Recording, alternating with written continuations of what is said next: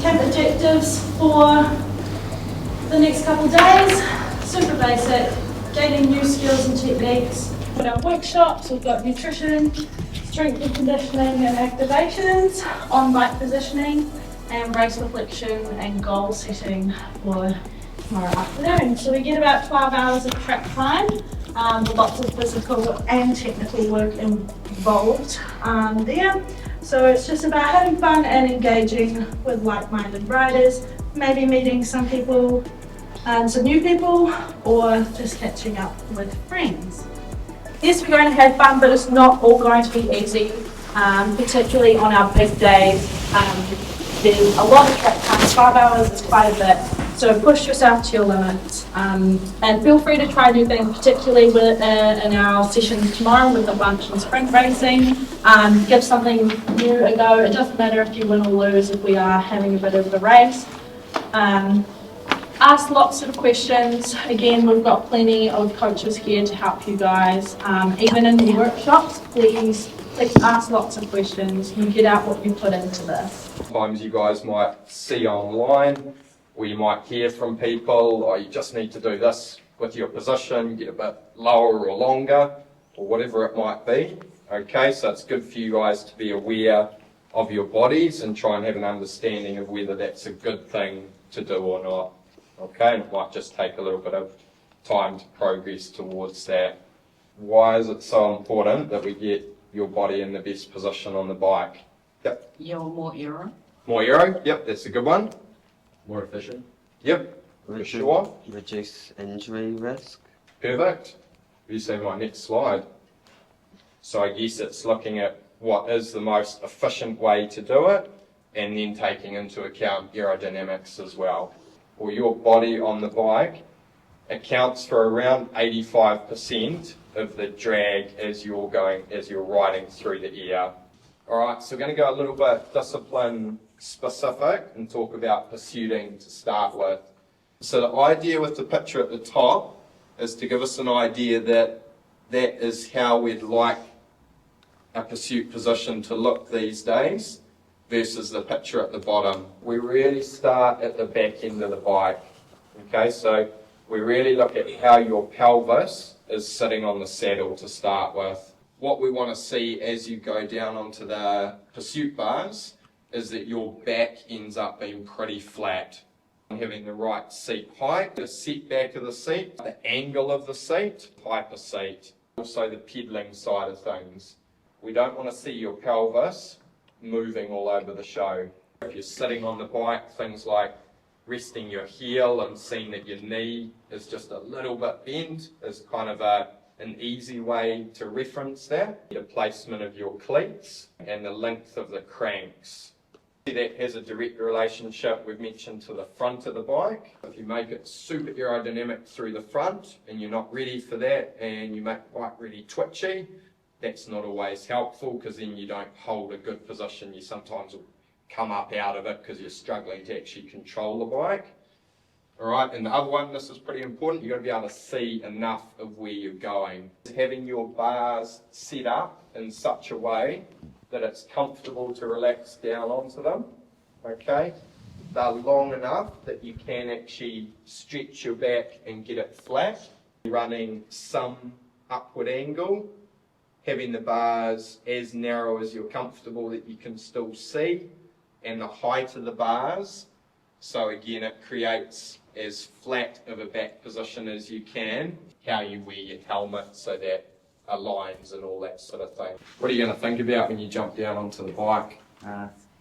Trying to get the elbows in. Cool. So you reckon they flare a bit? Yeah. Flat back. Flat back. Probably keeping my hips forward. Really bridging hips. So rotated. Okay, cool.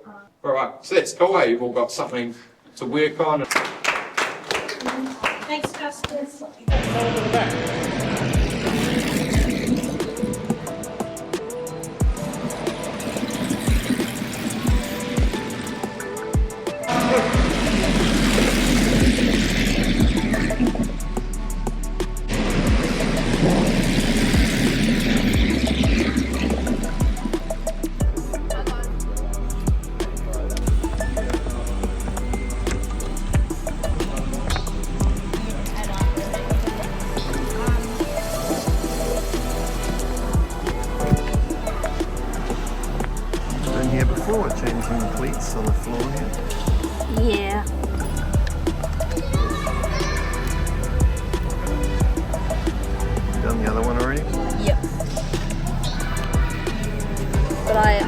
the non-broken one first by accident? Obviously, a lot of you guys would have done gate starts, done a lot, so it's really about refining our gate starts now. So consistency is key. That is the biggest thing that I want you to take away from a gate start today. Setting a routine and being consistent with our starts. You know, bike setup and gate with the pedal position, get into your routine on the gate. Timing is obviously super important, the initial drive, and then the reset once you're out of the gate. Breathing, some people like to breathe on the countdown, some people just like to not think about it, everyone to their own. Stability on the bike, right through your whole body. Same with stiffness, particularly in your arms and upper body, nice and stiff. Hand and wrist position, making sure that our hands not rolled in, not too far rolled out, nice and strong through your forearms. Same with the arms there, strong, same thing. Head and chest start, I don't want to see anybody with eyes down, head down. I want you to be looking where you're going for your head start. Obviously pushing and pulling, still to this day, a lot of people forget to pull as well as push.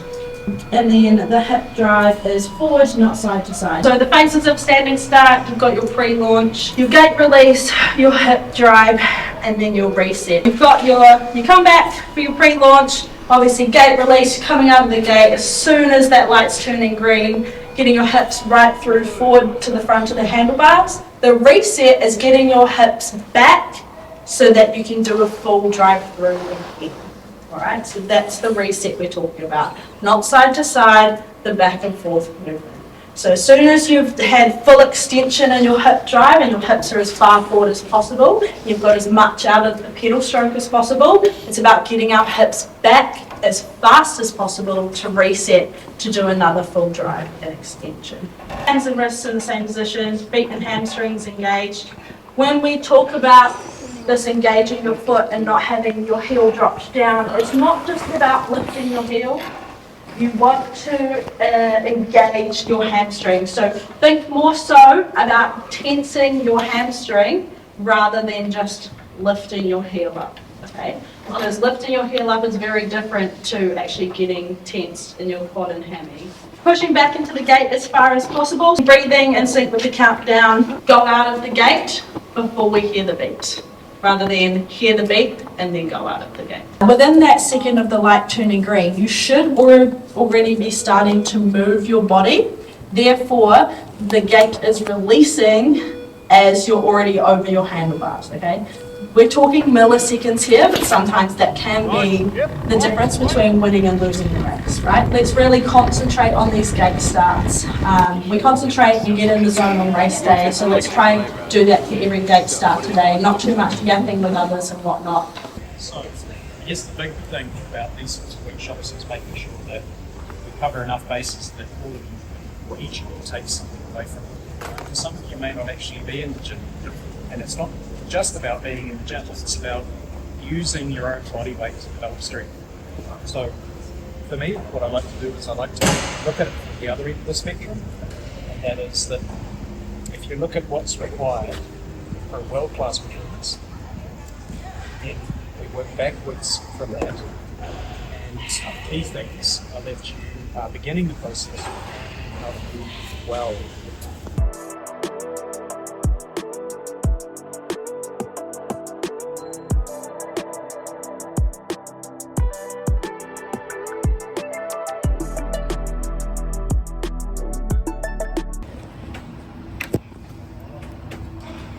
It turns out you can charge the Insta360 with the GoPro handle.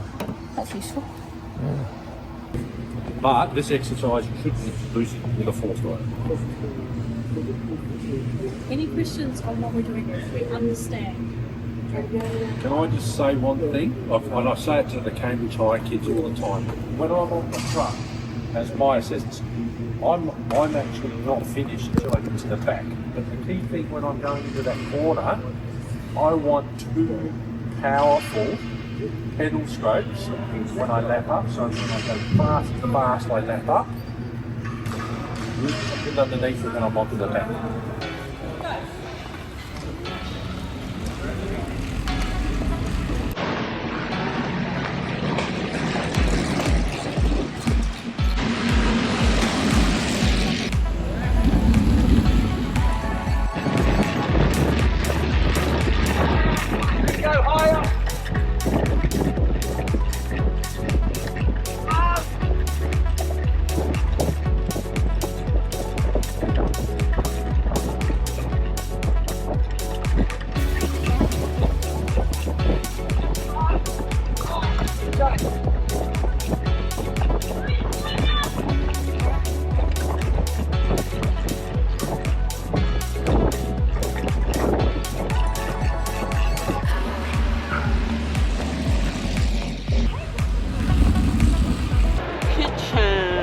Does it record audio?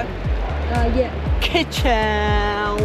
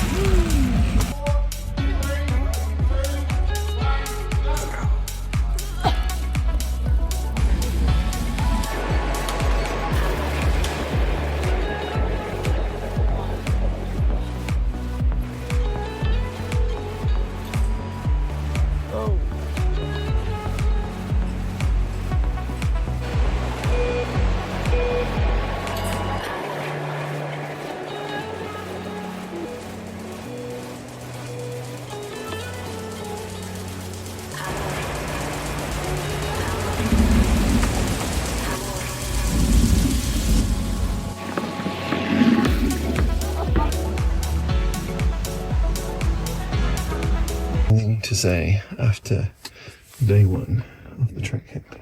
TPs are so much fun. And I hope that looked good on the GoPro. Yeah, should have done. Guess we'll see soon. Yeah. Good morning, Mr. Scrap. Okay. Welcome to a new day at the velodrome. Yeah. New day. New day. I don't like walking. I was riding into here last time. I'm walking now. It makes me sad. Rude interruption. You excited No, about- because they said subscribe to Jona the Dropped. You excited about today? Yeah. Fun tracing.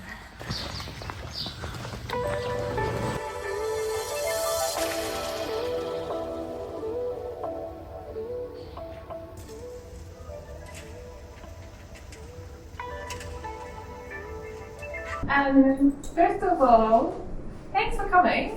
And I did some club racing on as well this morning. So do I take any all sprinters or you just like the track more? Mainly makes this breaks up with us. Carbohydrate is one. What's that? Fibre is part of a carbohydrate. So you're good. Okay, so I like to think of this as a fire. Okay? Right, don't undo your little packet just yet. Yes, cottage cheese, perfect. Okay, well done, Terry. Look, man, it's great. We kind of have some general guidelines that I give the athletes around, and what we want is we want energy quickly, right? When we exercise. So if we have a bit of fat in there. Okay, so if you've eaten 2 to 4 hours before, then you're probably going to get a little bit hungry before you go training. Hydration, we can also get any questions. So these are just some examples. We've summed up. Okay, so already mentioned, might be as the season gets closer towards summer, that's when our bodies can kind of start to shut down. Who will take one? Lily jumps.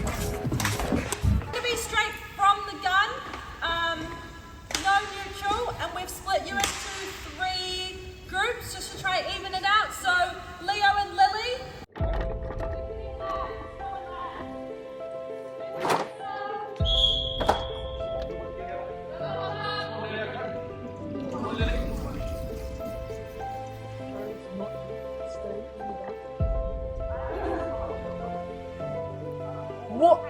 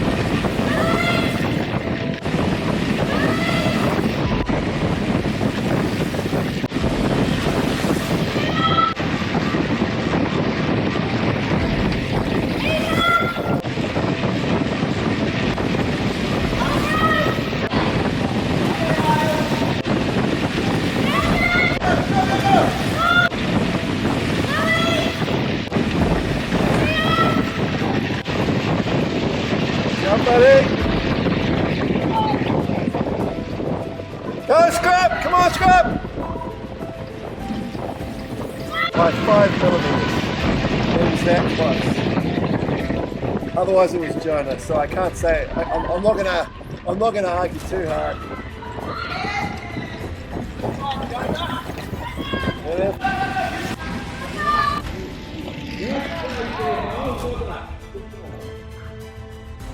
Oh, skip.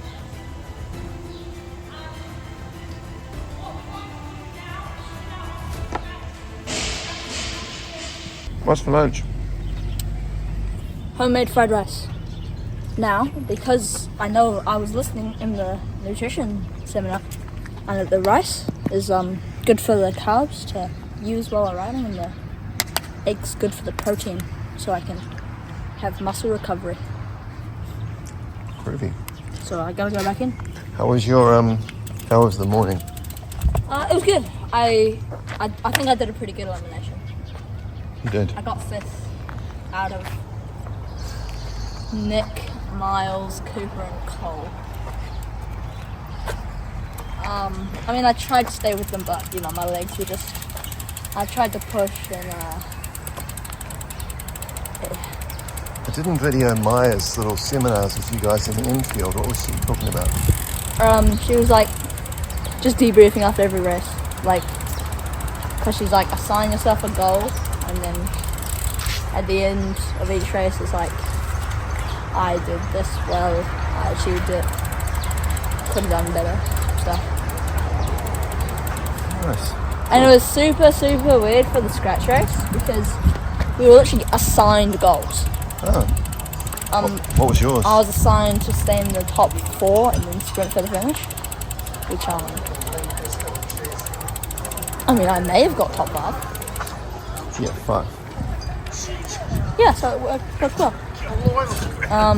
But yeah, Cole's was to go immediately, and so he did that, and that broke the entire race to pieces. I wondered why you guys started at such a pace.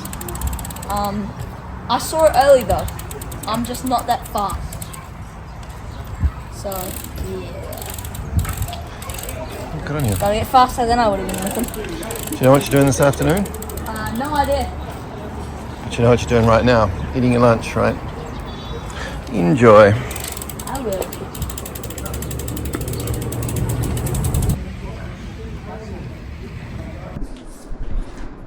When should you be setting goals? So that'd be like a daily? Short term and long term. After a race. Somebody come up with another goal. No, Yeah, before and after. So really we should have goals all the time. Something to we should have. My time to go. And with a lot of intent, and I'm really proud of that. I'd be looking at the elimination race being fairly significant. The tempo. And then what happened in the points race, which sort of took you from 8th place up into 3rd.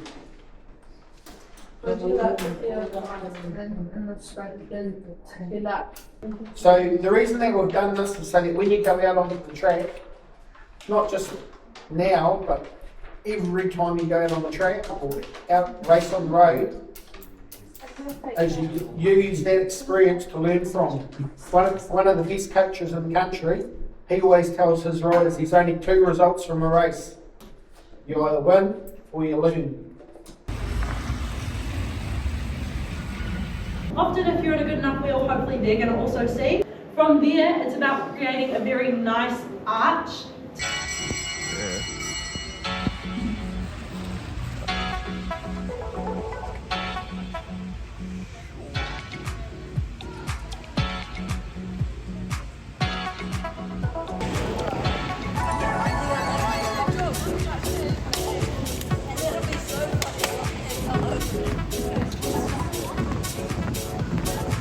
What's next on the agenda, Scrap? Match sprint.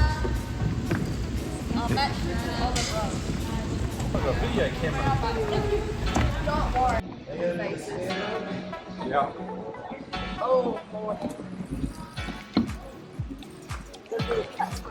Geez, you're right. Oh, You're smiling. This was scared out straight. Yeah, exactly. That's not funny. Hell no. On my Bristol already, so You know what those? Jona.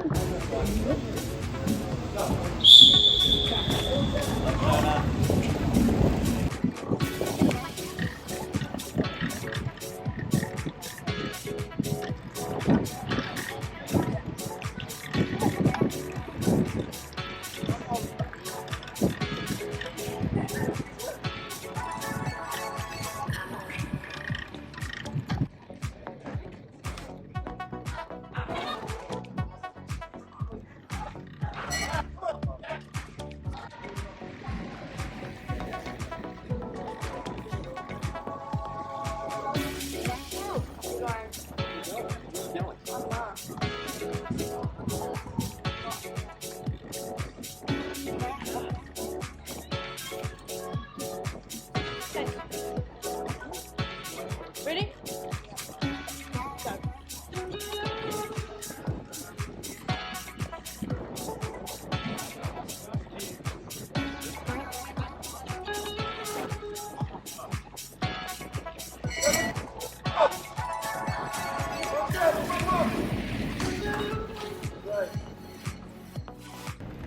You won.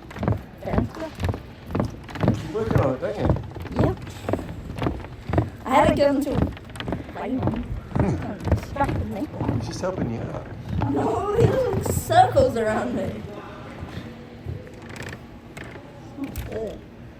It's okay then. Next Friday, next coaching session. One side. How does it feel to be out-sprinted by a girl twice?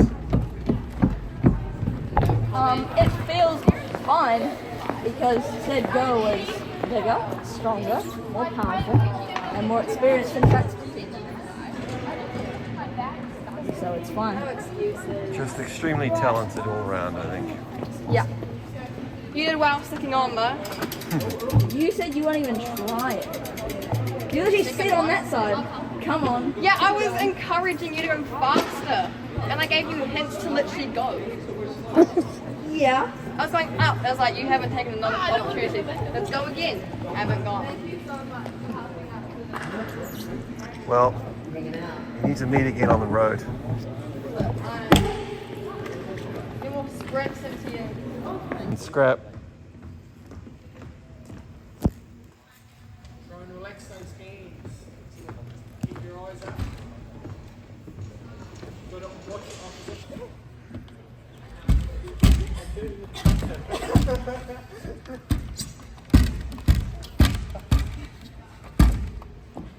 So Jonah, how's the weekend been? Do you want to do your weekend review for the channel now?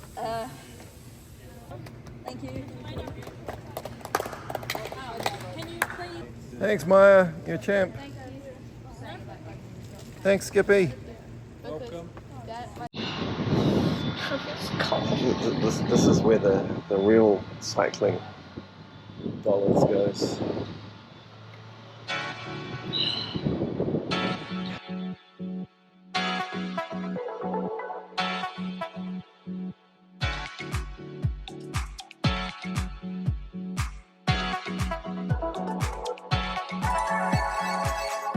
Like and subscribe to Jona the Dropped.